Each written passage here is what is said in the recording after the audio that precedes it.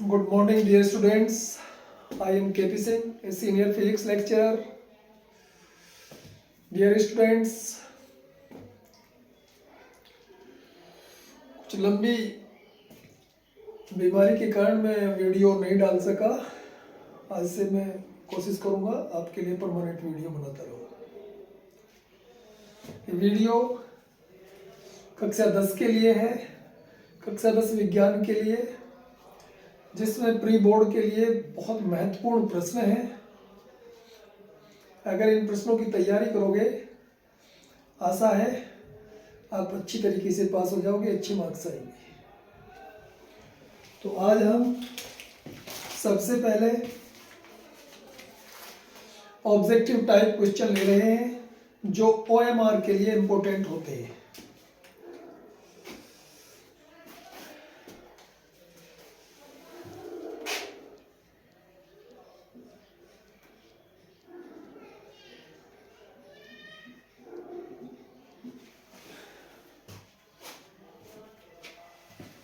Subject science, class 10, OMR हेतु महत्वपूर्ण प्रश्न।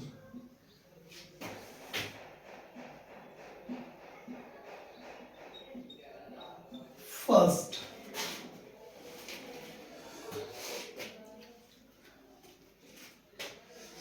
जब कोई वस्तु अवतल दर्पण के सामने उसके फोकस पर स्थित होती है, बहुत ही इंपॉर्टेंट क्वेश्चन है, मैनी टाइम्स पूछा गया है। जब कोई वस्तु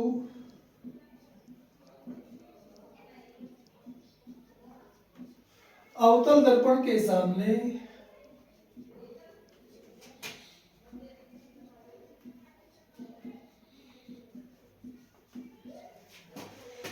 उसके फोकस पर स्थित होती है,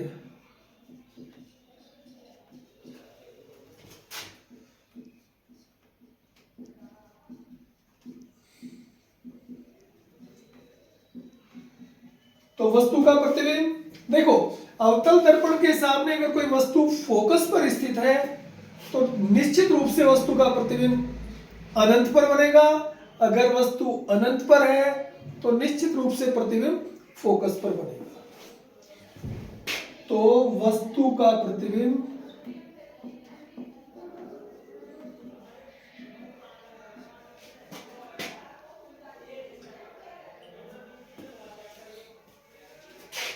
अनंत पर बनेगा।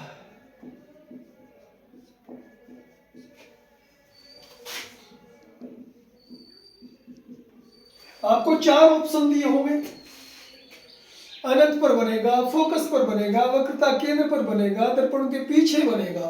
सीधी बात यह है, अगर वस्तु फोकस पर है तो उसका प्रतिबिंब अनंत पर बनता है। क्लियर? इसमें 6 कंडीशन है अलग अलग। अनंत पर है, फोकस पर बनेगा, अनंत वक्रता केंद्र के बीच में है तो फोकस ध्रुव के बीच बनेगा, वक्रता केंद्र पर है, वक्रता केंद्र पर बनेगा, वक्रता केंद्र फोकस के बीच में स्थित है तो वक्रता केंद्र अनंत के बीच में बनेगा, फोकस पर है अनंत पर बनेगा। ये सबसे इंपॉर्टेंट पोजीशन है, तो आप इसे याद करें। बोर्ड में कई बार पूछा गया, बहुत इंपॉर्टेंट क्वेश्चन। एक लेंस की अक्षमता 2 डायोप्टर है। सेकंड क्वेश्चन, एक लेंस की अक्षमता +2 डायोप्टर है, इसकी फोकस दूरी होगी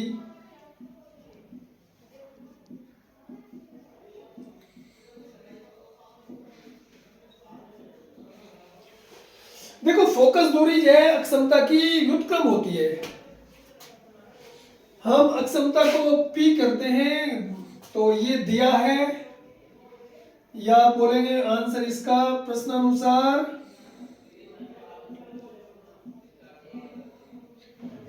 P +2 डायोप्टर। और जो F होता है आपको फोकस दूरी पूछ रहा है, तो F बराबर हो गया आप 100/d कर दो, 100/2, ये प्लस में है तो प्लस है, माइनस है तो माइनस है, ये हो गया 50 सेंटीमीटर, प्लस 50 सेंटीमीटर। तो देखो वो ये दे सकता है plus 50 centimetre, minus 50 centimetre, plus 25 centimetre, minus 25 centimetre. आपको एक ऑप्शन जो सबसे सटीक है, सबसे करेक्ट है, वो है प्लस 50 सेंटीमीटर। एक तीसरा इंपॉर्टेंट क्वेश्चन है, स्वस्थ नेत्र के लिए दूर बिंदु होता है। स्वस्थ नेत्र के लिए दूर बिंदु, देखो स्वस्थ नेत्र के लिए दूर बिंदु अनंत पर होता है, निकट बिंदु 25 सेंटीमीटर की दूरी पर होता है।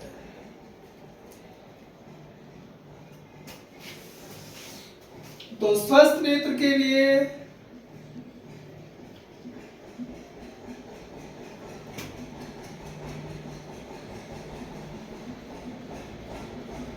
दूर बिंदु अनंत पर है तथा निकट बिंदु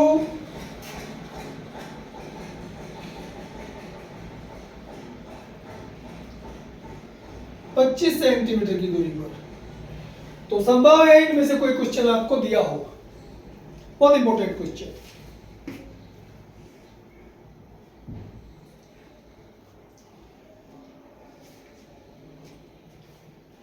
कांच का अपवर्तनांक अधिकतम होता है, ये वर्ण विक्षेपण से है। कांच का अपवर्तनांक अधिकतम होता है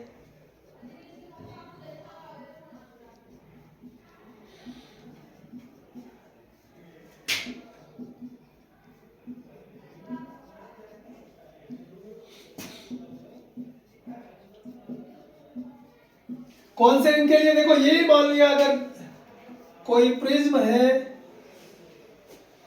और इससे कोई किरण ऐसे जाती है तो ये बहुत सारे उसमें डिफ्लेक्टेड हो जाती है,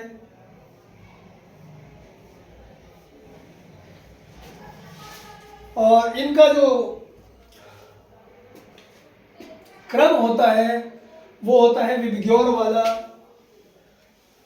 VIBGYOR।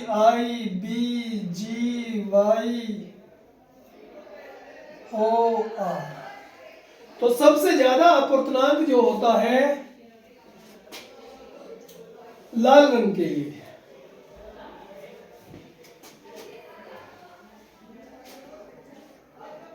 लाल रंग,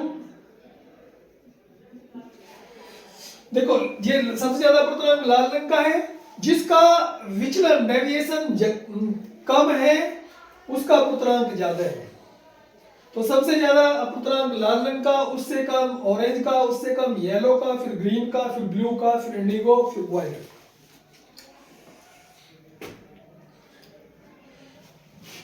क्वेश्चन नंबर 5,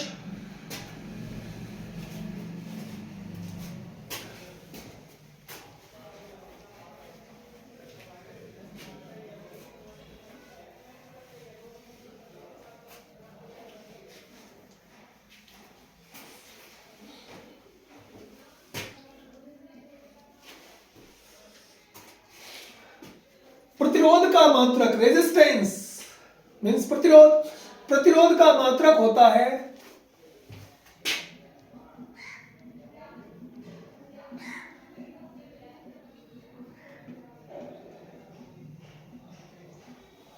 देखो प्रतिरोध क्या होता है, प्रतिरोध का काम है धारा के मार्ग में रुकावट उत्पन्न करता। तो प्रतिरोध का मात्रक होता है R बराबर V/I, यानी कि वोल्ट प्रति एम्पियर, हम जिसको संयुक्त रूप से ओम बोलते हैं। प्रतिरोध का मात्रक ओम। ठीक है, इसमें बहुत सारे ऑप्शन हो सकते हैं, एम्पियर है, वोल्ट है, कूलाम है, लेकिन आपको यू हैव टू चूज प्रतिरोध का मात्रक आपको ओम चुनना है।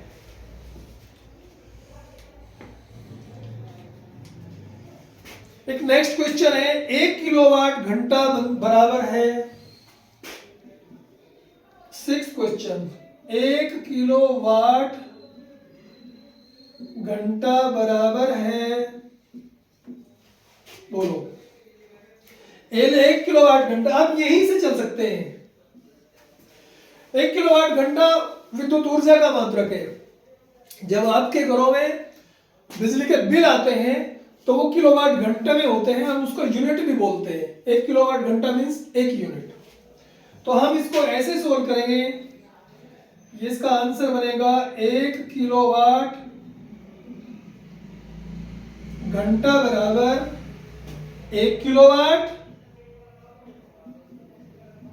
गुणा 1 घंटा। ऐसे कर सकते हो, देखो बहुत आसान है। नीचे से भी रब कर लेता हूं।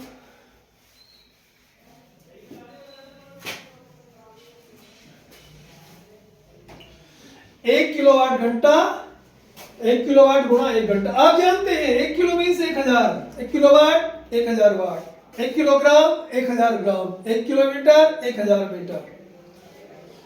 तो यहां पे आप 1000 वाट लिख दोगे। 1 घंटा, 1 घंटे में 60 मिनट, 1 मिनट में 60 सेकंड, तो 1 घंटे में हो गए 3600 सेकंड, 3600 सेकंड। अब आप जो संख्याएं हैं उनकी गुणा एक तरफ करेंगे, मात्रकों की गुणा एक तरफ करेंगे। 3600 की गुणा इधर, 3600 गुणा 1000 और वाट सेकंड। ठीक है, इनकी हम गुणा करते हैं 3.6 10 की power. As you are the student of science, so you should write each number in 10 to the power. आपको प्रत्येक संख्या को 10 की पावर में लिखना चाहिए। तो 3.6, देखो 10 की 3 पावर ये है, दशमलव यहां लगेगी, 3 ये 10 की पावर 6 वाट सेकेंड, और जिसको हम जूल भी बोलते हैं। 3.6 10 की पावर 6 जूल। 1 किलोवाट घंटा इतने जूल के बराबर होता है। यह भी पता होना चाहिए किलोवाट घंटा ऊर्जा का मात्रक है। बहुत इंपॉर्टेंट क्वेश्चन है, कितनी बार बोर्ड में पूछा गया है। इसके बाद 7वां क्वेश्चन है, एक चुंबक में कितने ध्रुव होते हैं। एक चुंबक में, it is very easy question. चुंबक के आप हर बार कितने ही पीस कर दो, हर पीस के 2 ध्रुव होंगे। तो एक चुंबक में 2 ध्रुव होते हैं।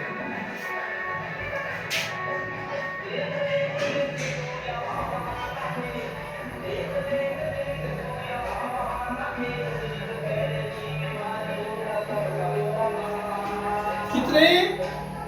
2 ध्रुव। एक उत्तरी ध्रुव होता है,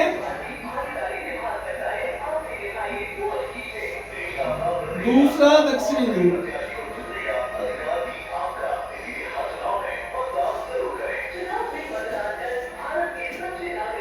एक चुंबक के 2 ध्रुव होते हैं, एक उत्तरी ध्रुव, एक दक्षिणी ध्रुव। ये भौतिक विज्ञान के हो गए। इसके बाद रसायन के हैं, जीव के हैं। मैं आज आपको 10 महत्वपूर्ण प्रश्न दे रहा हूं और नेक्स्ट वीडियो में अगले 10 महत्वपूर्ण प्रश्न मैं बताऊंगा। आप इन्हें याद करें, बहुत इंपॉर्टेंट है बोर्ड के लिए, आपके प्री बोर्ड के लिए।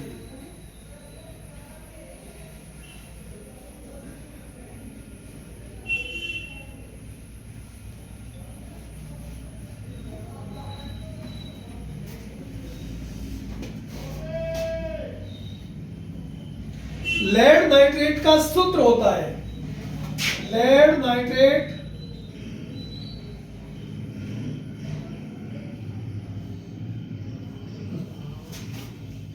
लेड नाइट्रेट का सूत्र होता है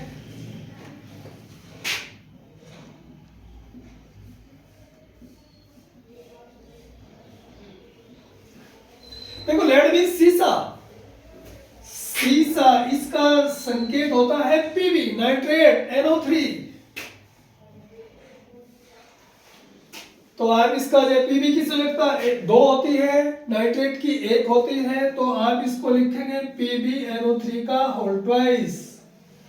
आपको बहुत सारे ऑप्शन मिलेंगे, PbNO3 की पावर 3, PbNO3, लेकिन आपको चूज करना है PbNO3 की पावर ट्वाइस। कार्बन परमाणु की संयोजकता होती है, केमिस्ट्री में कार्बन का अपना अलग ही रोल है। रसायन विज्ञान में जितने भी कंपाउंड्स हैं उनमें कार्बन का रोल बहुत महत्वपूर्ण बनता है। लगभग सभी परमाणु, सभी यौगिक जो है कार्बन की उपस्थिति से तैयार होते हैं। कार्बन परमाणु की संयोजकता होती है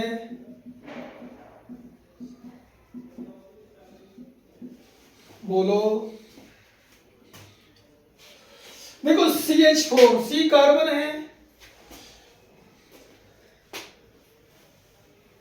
कार्बन का जो परमाणु क्रमांक है 6 होता है, ये 2 4 हो गया इसका इलेक्ट्रॉनिक विन्यास, तो इसकी संयोजकता 4 होगी। ये 4 इलेक्ट्रॉन लेकर अपनी अंतिम कक्षा में 8 इलेक्ट्रॉन पूरा करता है, अर्थात ऑक्टेट रूल के अनुसार इसकी अंतिम कक्षा में 8 इलेक्ट्रॉन बनाने के लिए 4 इलेक्ट्रॉन लिए जाएंगे या दिए जाएंगे। तो इस प्रकार इसकी संयोजकता 4 है।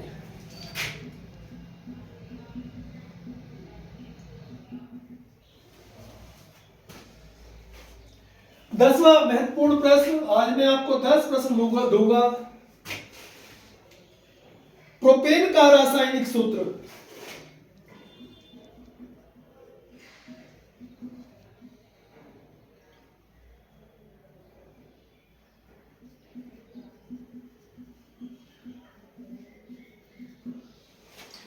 आप इससे पहले थोड़ा सा जो एल्केन्स होते हैं उनके बारे में सोचो।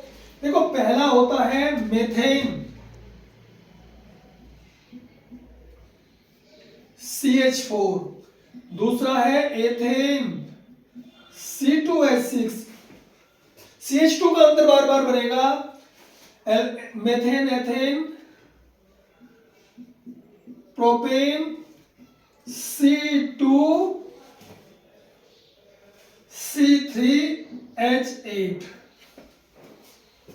तो ये बन जाएगा C3H8। आपको अगर याद रखना है, methane, ethane, propane, butane, C4H10,